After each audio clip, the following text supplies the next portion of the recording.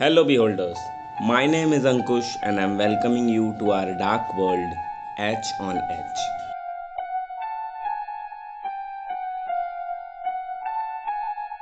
हमारी last video में हमने बात करी थी पैरन फैमिली के केस के बारे में, जो 1970s का केस था।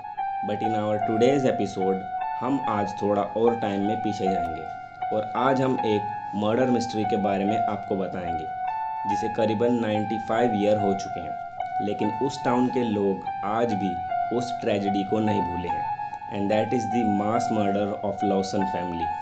एंड गाइस, वीडियो शुरू करने से पहले एक बात कहना चाहूँगा कि अगर आपको हमारी वीडियोस अच्छी लगती हैं तो हमारा चैनल सब्सक्राइब करें and press the bell icon for latest updates. इस टाइम हम रोड टू 1K सब्सक्राइबर्स पर हैं और अगर आप हमारा काम पसंद करते हैं तो इस जर्नी में हमारा साथ दें और हमारी यूट्यूब फैमिली का हिस्सा बने। So let's witness the horror.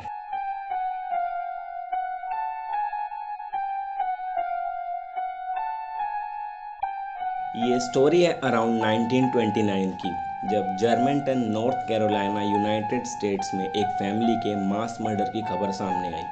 और उस टाइम इस फैमिली मर्डर का एक ही सोल सर्वाइवर बचा था। इस फैमिली मर्डर का रीज़न किसी को नहीं पता था, लेकिन फिर भी मेजॉरिटी ऑफ पीपल मानते थे कि इस मर्डर के पीछे उस फैमिली के ओल्डेस्ट मेंबर चार्ल्स लॉसन का हाथ था। चार्ल्स लॉसन का बर्थ लॉसनविल में हुआ था और वो अपने बर्थ के बाद से ही वहाँ रहता था। उसके फादर का नाम ऑगस्टस था और उसकी मदर का नाम नैन्सी था।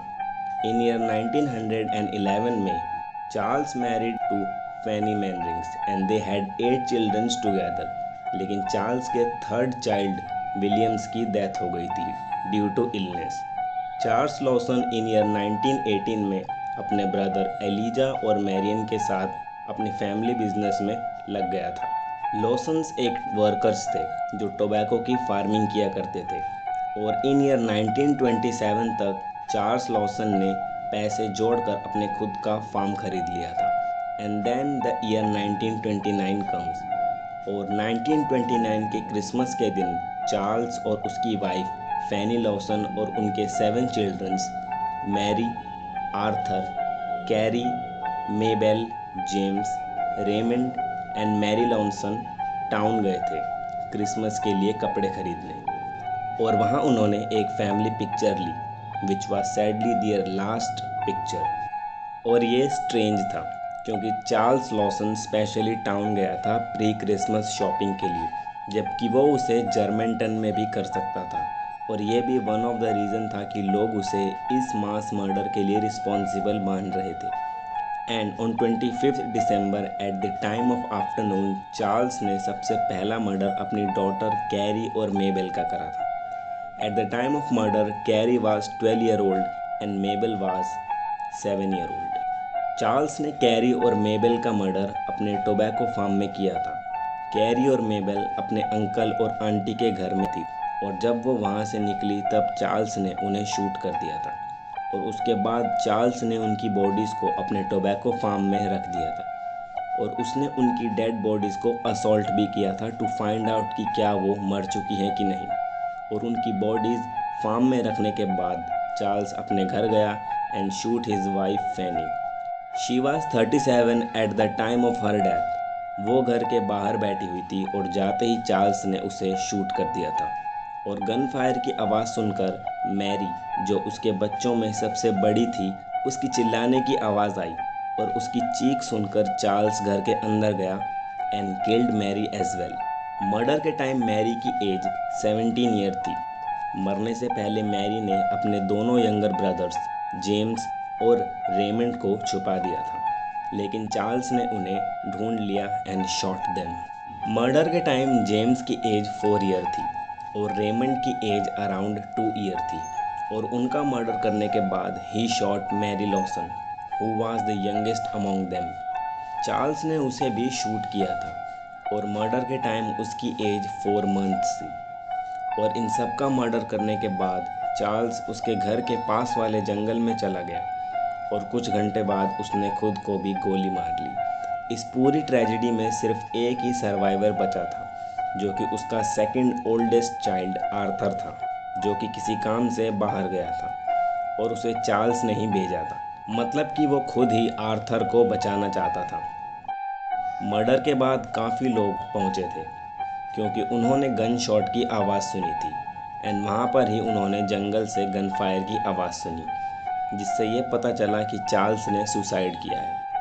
क्राइम सीन पर पुलिस ऑफिसर्स के आने के बाद उन्होंने सबकी बॉडी डिस्कवर की। उन सभी को आर्म्स क्रॉस करके उनको रॉक पर लिटाया गया था, जो कि क्रिश्चियनिटी में डेड पर्सन की पोजीशन होती है। और फिर जंगल में ऑफिसर्स ने चार्ल्स की बॉडी को भी ढूंढ निकाला। ट्री के पास कुछ फुटप्रिंट्स भी थे जो कि इंडिकेट करते थे कि सुसाइड से पहले चार्ल्स ट्रीज के पास बार बार राउंड लगाया जा रहा था और फिर उसने सुसाइड करने का डिसीजन लिया। इस इंसिडेंट के बाद एसोसिएटेड प्रेस, जो न्यूज़ अमेरिका की नॉन प्रॉफिट न्यूज़ एजेंसी है, उसने ये न्यूज़ कवर करी। इस ट्रेजेडी के बारे में कई बिलीव करते थे कि चार्ल्स गिल्टी है और कई उसे नॉट गिल्टी मानते थे। सम पीपल बिलीव कि ये सब स्टेज किया गया था, ये दिखाने के लिए कि ये सब लॉसन ने किया है, बट इन रियलिटी मर्डरर कोई और है। लेकिन सारे प्रूफ चार्ल्स को ही मर्डरर बता रहे थे। तो फिर क्वेश्चन ये था कि अगर चार्ल्स ने मर्डर किया है तो क्यों किया। और इसकी भी दो पॉसिबिलिटीज़ सामने आई थी। फर्स्ट वन कि चार्ल्स के मैरी, जो उसकी ओल्डेस्ट डॉटर थी, उसके साथ अफेयर था। चार्ल्स उसे सेक्सुअली मोलेस्ट किया करता था। एला मे, जो कि मैरी लॉसन की क्लोज फ्रेंड थी, उसने डिस्क्लोज किया था कि मैरी ने उसे खुद ही अपने फादर के सेक्सुअल असॉल्ट के बारे में बताया था।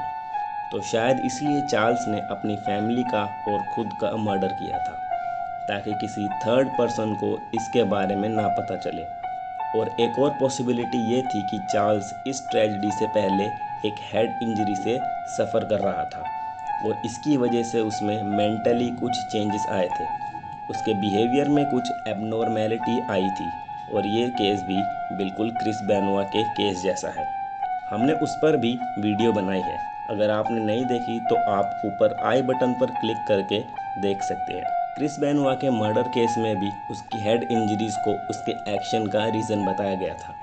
तो शायद यही चार्ल्स लॉसन के केस में भी हो सकता है, लेकिन ऑटोप्सी के दौरान उसके ब्रेन में कोई भी इंजरीज नहीं मिली, जिससे पता चलता है कि शायद पहली पॉसिबिलिटी ही है जो चार्ल्स लॉसन के मर्डर्स का रियल रीज़न हो सकता है।